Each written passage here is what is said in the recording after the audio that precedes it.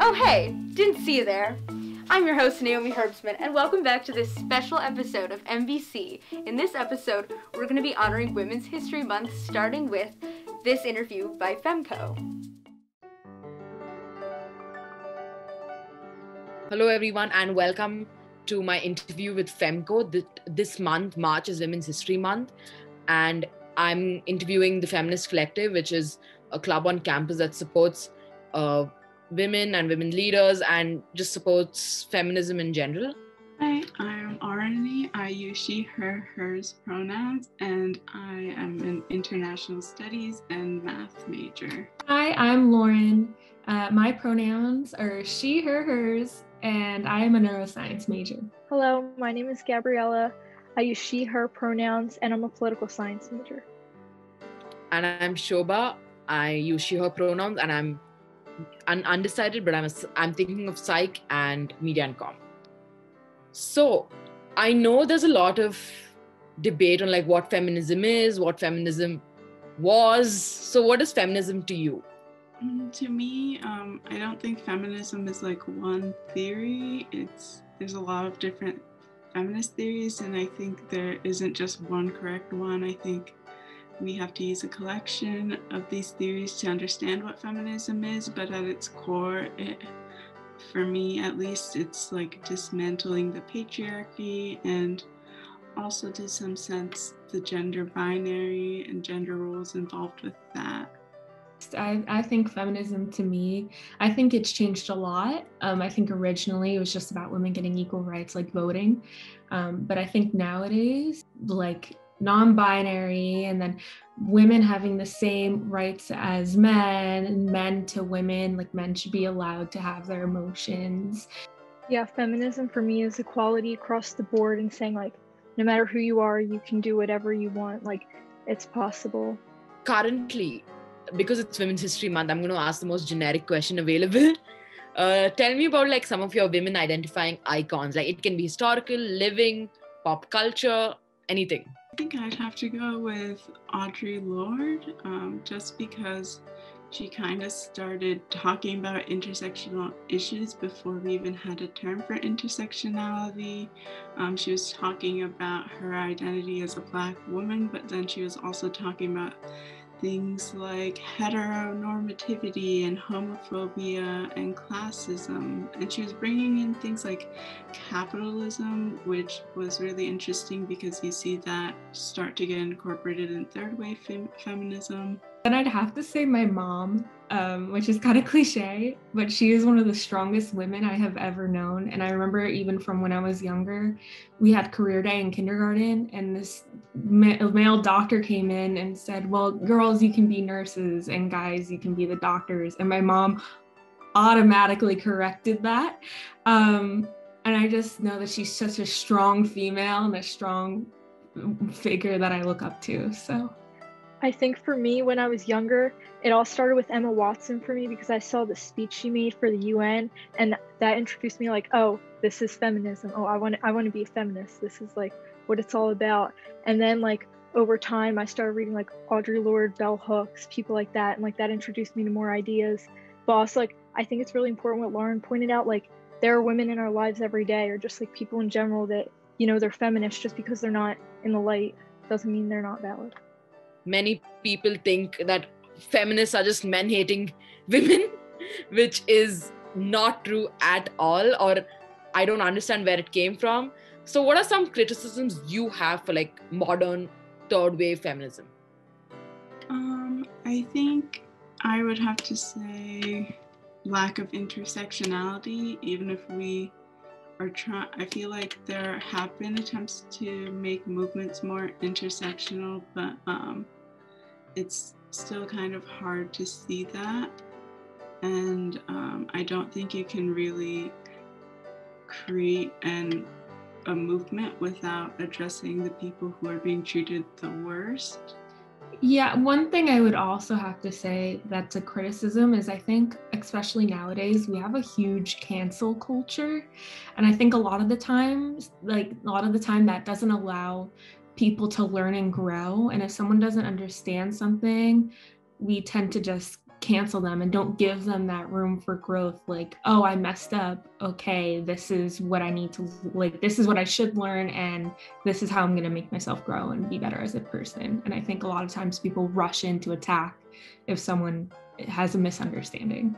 Yeah, I think they both touched on very important points, and I think there's like a crossroads with the both topics that they mentioned, where it's like, you know, to me, another part of feminism is like you're constantly learning and stuff, and so, you know, you have to learn about other people's identities so that feminism can be inclusive. And if someone makes a mistake, you know, you don't want to cancel them off the bat. We're all learning, growing constantly. So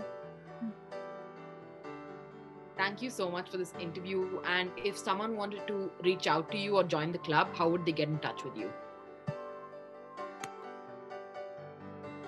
So they can get a lot of information on how to reach out to us and even what's coming up at club meetings at bird.femco on Instagram.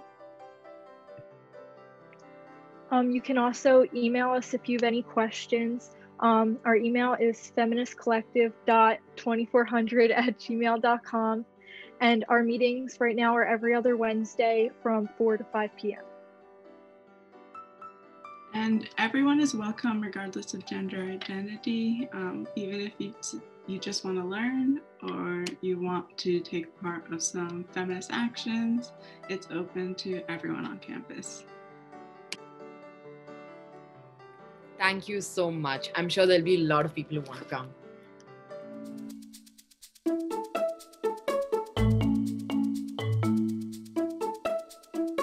Wow, that was amazing. Let's check in with Ari about his favorite films made by women.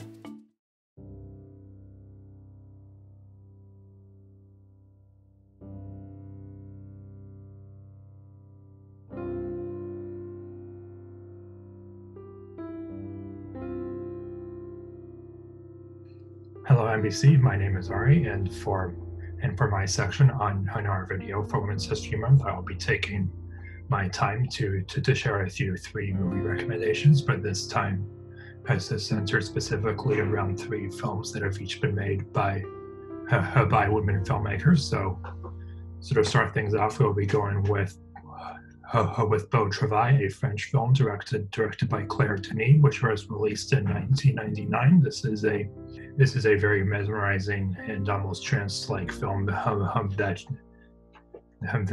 depicts members of the French military and just the various non-verbal bonds that they have with each other, as well as the various rivalries, if not hatreds, that these people have with each other. And just it's one of those films that really seems to, when you think about it, to really speak a lot about the human condition, just the way that people really relate to each other. As I said, this movie is just absolutely mesmerizing and trance-like. Next up, we have American Psycho, directed by Mary Herron, released in 2000. This is an adaptation of the controversial novel by Bret Easton Ellis, where Christian Bale portrays a 1980s stockbroker, and just really movie that just shows all the absurdities and the excesses of that mid-80s consumerist Wall Street culture. So it is a very, very great performance from Bale, and also Mary Herron's overall handling of this material is magnificent. I can't speak for how accurate it is to the original novel by Bret Easton Ellis, but the film as it stands is still magnificent, even if, again, because of its subject matter, it is quite disturbing at times. So again, viewer discretion in this instance is probably advised. Then jumping ahead a little bit to a much more recent movie within just the past couple of years, we have one which many people are probably going to be more familiar with. This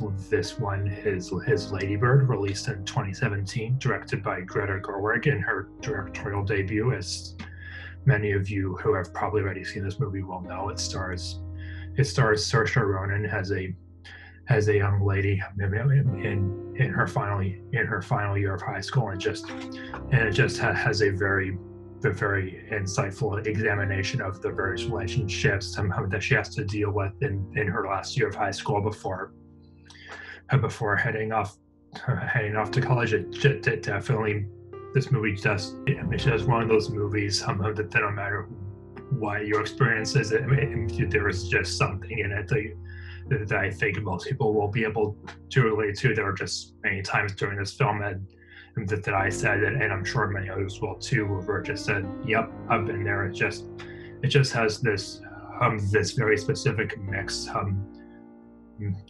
a mix of drama and tense character dynamics, but it is also very, very, very funny as well, and also can be quite emotional and profound at times, and just an incredibly well put together movie, which just makes it all the more impressive. This was Greta Gerwig's first time as a director. Well, that is it for this section of my film discussion for this week. So see you later, MBC.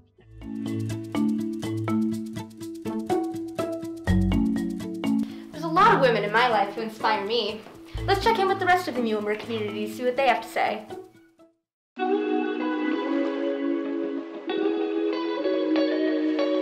Hello, I'm here with Annie, who is a senior. Annie, who is a woman that inspires you?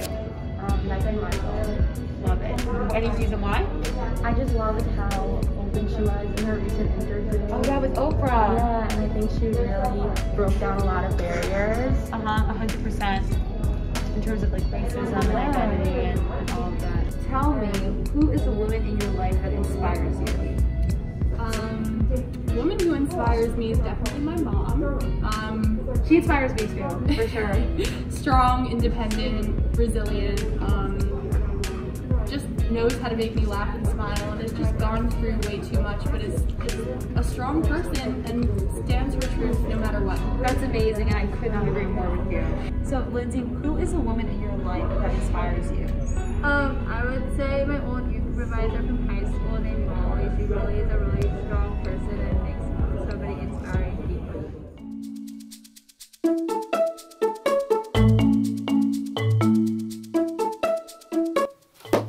Let's hear some poems by women from Joe and Connor. Hey everybody, today I'll be reading a poem by Mary Austin Speaker titled A Score for Tourist Movies. It's a poem I enjoy and I hope you guys do too. If music plays with film, then film is an illustration of music's movement. Snap, blast, sever, stop. Even the dog twitching his ears. If islands nestle in the ocean and a statue rises above the pilgrim, then we are standing on a cliff and the pilgrim has reached her goal. The light is as pale as the back of her hand. If the dancers twitch rhythmically, their dance is only partially kept. At 24 frames per second, film makes a lonely memory. They sway, staccato, staggered, stretched. If drums repeat the pace of film's slip through the gate, then the song's refrain retells film's fades and cutaways, even its night quiet darks. If horns evoke an antique joy, lens flares and close-ups send their renderings into red relief. How has mankind managed grief? Light, noise, movement, breath.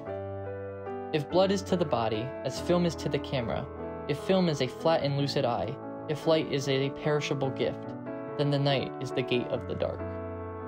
If light falls away, with always, then film is a parcel of rest. Panoramas, linked and strung as castle steps, lawns, the fine iron bars of the castle gate. If drums pace the beat of blood, and film is the speed of the rattle of breath, the dancers have truly escaped us. We slow as they quicken, we go and go. Thank you. Hello, I'm going to be reading a poem from Rachel Wong, and the title of it is Hotel Art, Barcelona. We're eating roses on a rooftop, the med beneath us. They serve clouds here too, I say. Light starter. Are they fluffy or black? The waiter doesn't know. Every table is white except ours. We sit at a naked wood block, antique. There's nothing of an age gap here. Need, they have additional 200 years. The razor clams arrive in straight lines. What's the matter? We discuss kids. Maybe it's the wine, or because my belly is beginning to push against the bones of my dress, you say. I don't think I'll identify with a brown sun. Excuse me, I stand. Spill your sparkling water. You only notice your steak. Contorting myself 3 ways in the toilet mirror, I decided I won't look like this forever. I don't even look like this now. Desert is air from a porcelain pump. What if he has your eyes? I dare after another glass. Back in our borrowed bathroom, I throw up rose foam, a blade of grass, who says he isn't a daughter. I join you on the balcony, you hold me from behind. Lead us over count. We're as many stories up as our age gap. Why do you always have to? Shh. You lift my dress, my shoulder with my legs. Is love not this? Gripping a fence in the sky.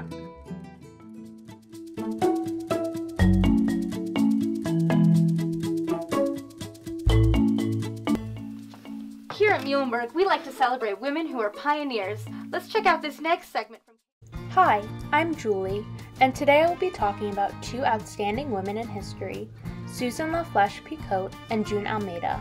They were both pioneers in medicine and achieved so much despite society attempting to keep them from succeeding as women in science and medicine. I am honored to recognize what these strong and intelligent women accomplished. Dr. Susan LaFlèche-Picotte lived from 1865 to 1915. She is known as the first Native American medical doctor in the United States. She was raised on the Omaha Reservation in Nebraska and attended schools on the reservation that were run by missionaries.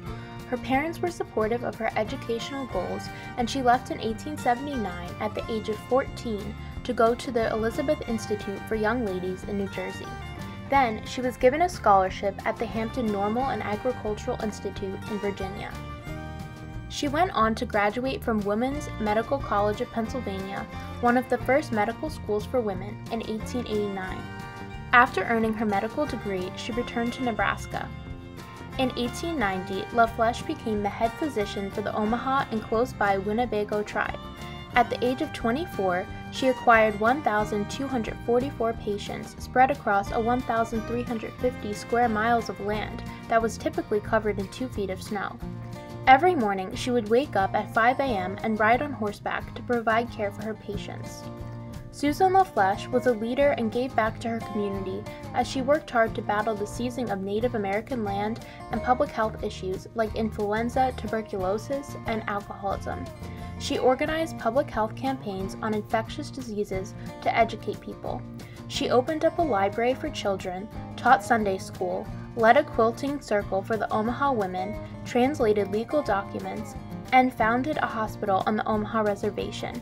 It was the first privately funded hospital on a Native American reservation.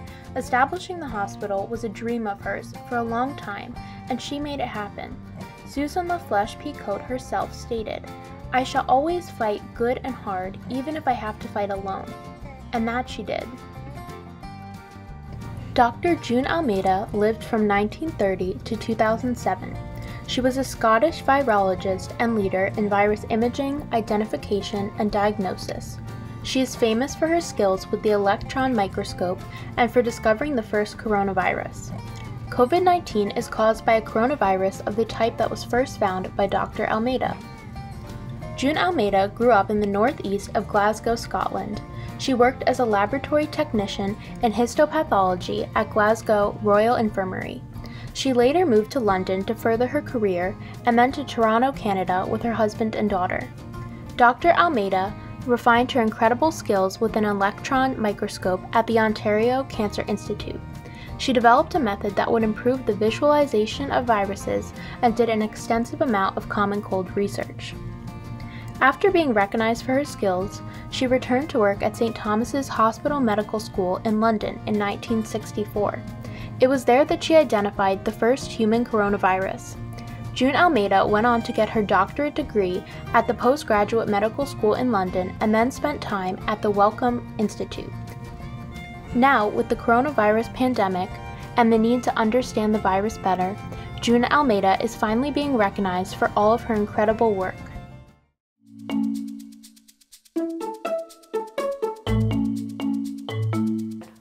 That's it for this week's episode of MBC. I'm your host, Naomi Herbsman. Stay classy, mules.